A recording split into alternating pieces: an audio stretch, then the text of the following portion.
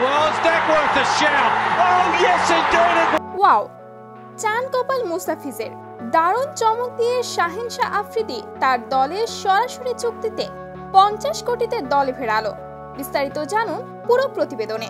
দর্শক, Pakistan super league PSL ড্রাফটের আগেই দলের আইকন বোলার হিসেবে 50 কোটিতে সবাইকে চমকে দিয়ে ফিজকে কিনে নিল শাহিন শাহ আফ্রিদির দল করাচি কিংস।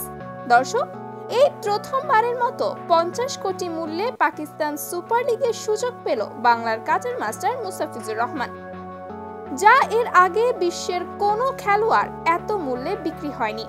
তবে শুধু IPL-এ মিচেল স্টার্ক 24 কোটিতে কলকাতার হয়ে সুযোগ পেয়েছিলেন এবং একইবারের IPL আসরে মাত্র 2 কোটিতে চেন্নাই সুপার কিংসের হয়ে খেলেছিলেন মুস্তাফিজুর রহমান এবং চেন্নাইয়ের হয়ে অবাক করা দারুণ পারফর্ম করেন।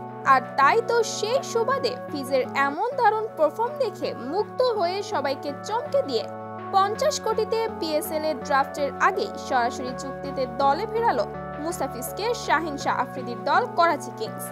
তো দর্শক, এবারের পাকিস্তান সুপার লিগে মুস্তাফিজ সুযোগ পাওয়ার বিষয়টিকে আপনারা কেমন চোখে দেখছেন তা অবশ্যই কমেন্ট করে জানাতে ভুলবেন না।